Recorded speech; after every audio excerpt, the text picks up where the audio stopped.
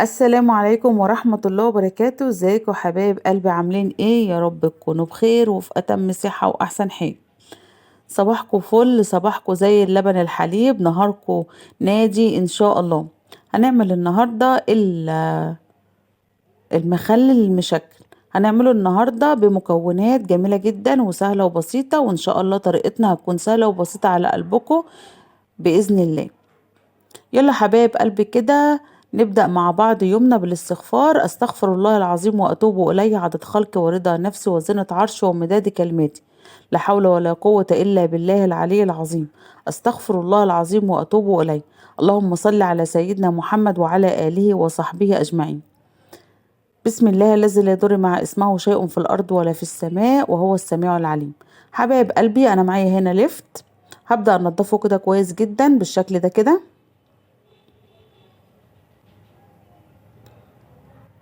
وكمان هغسله علشان انزل منه اي طينة او اي حاجة. بالشكل ده كده هو ما شاء الله جميل جدا، وربنا يحسن ما بين ايدينا جميعا ان شاء الله. بصوا كده هنغسله كويس جدا بالشكل ده.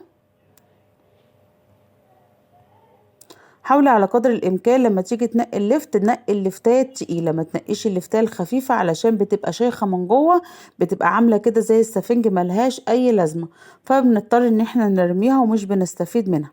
معايا هنا جزر ومعايا كمان فلفل حامي ومعايا كام خيارية كده كانوا عندي في التلاجة، وقلت بقى اغسلهم كلهم كده واعمل مخلل مشكل ان شاء الله هيعجبكم، وطريقتي هتكون سهلة وبسيطة وخفيفة على قلبكم بإذن الله. حبيبة قلبي تابعي الفيديو للآخر ان شاء الله تستفيدي منه. اغسل بقى الخضار بتاعي كله كده بالشكل ده.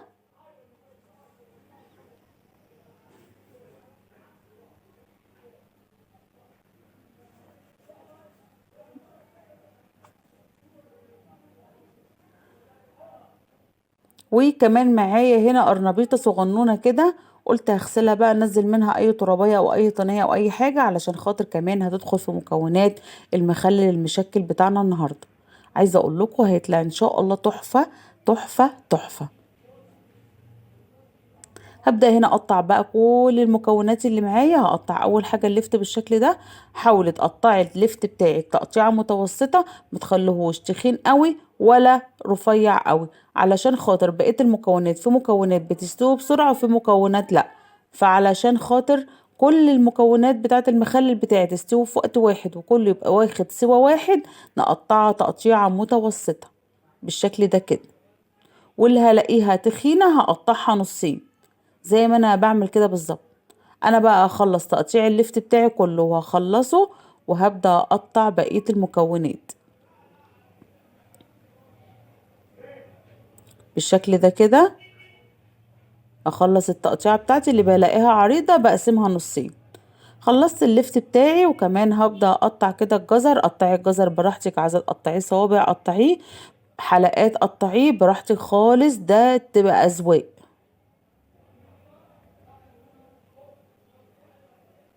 في ناس بتقطع الجزر مكعبات وبتقطع كمان اللفت مكعبات، اللي يريحك واللي انت بتفضليه في اكلك اعمليه، دي حاجتك وانت وذوقك.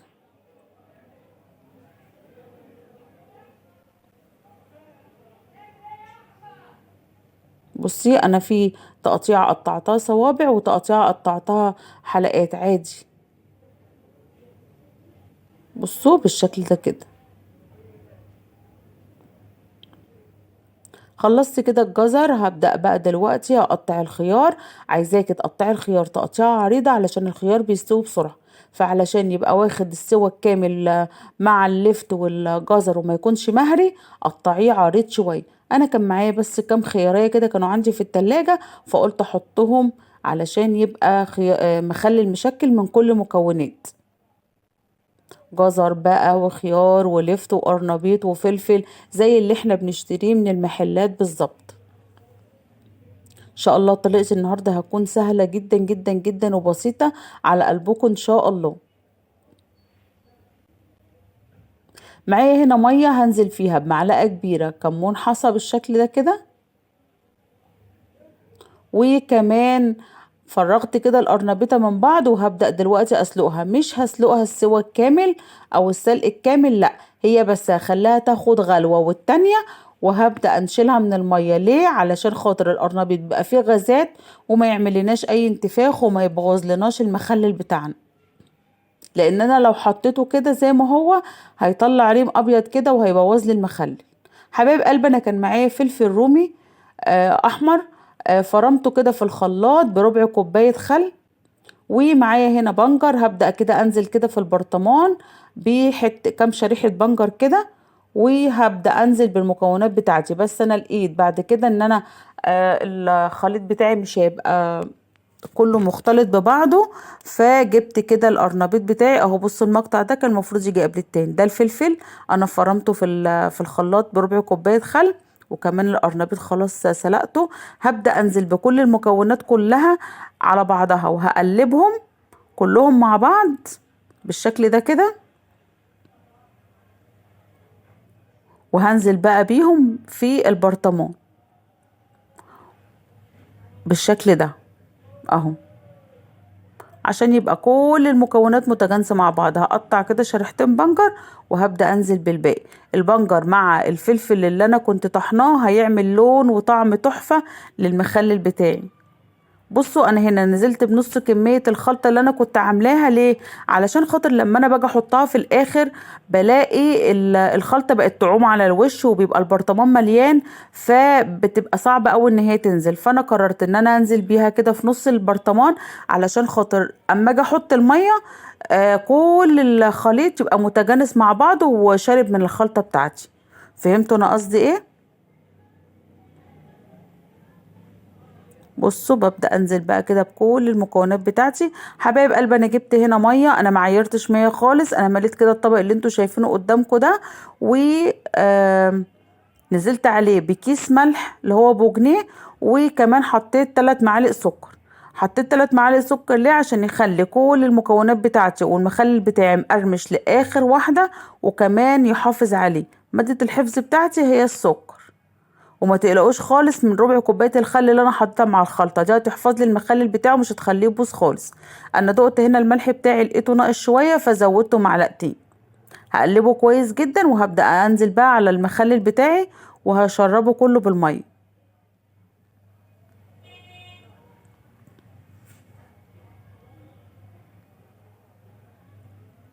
بالشكل ده كده.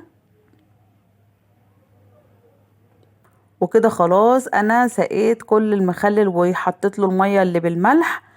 آه بصوا شكله تحفه، جميل جدا. جزر وقرنبيط وخيار وفلفل ولفت، يعني بصوا حاجة جميلة جدا. عايزة اقول لكم انا لما بعمل مخلل في البيت كأن عندي كنز. لازم يبقى عندي مخلل في البيت. ليمون بقى، مخلل مشكل زي كده، لفت، بس عايزة اقولك بيبقى تحفة، وبيبقى جميل جدا. جالك دفع على غفلة وطلعي منه جنب الاكل، عاملين غدوة حلوة، عاملين فطار شعبي، طلعي منه. بصوا عايزة اقول لكم جميل جدا. بصوا انا مبسوطه بيه. عماله اقول لكم بصوا المكونات بتاعته، ولونه كمان تحفه. الفلفل هيديله طعم جميل جدا. انا عامه بحب الفلفل في المخللات. بصوا شكله جميل جدا وتحفه، وان شاء الله لما يستوي هفتحه معاكم وهوريه لكم. يا رب النهارده وصفتي وطريقتي تكون عجبتكم. ولو عجبتكم اضغطوا لي لايك وشير وسبسكرايب للقناه.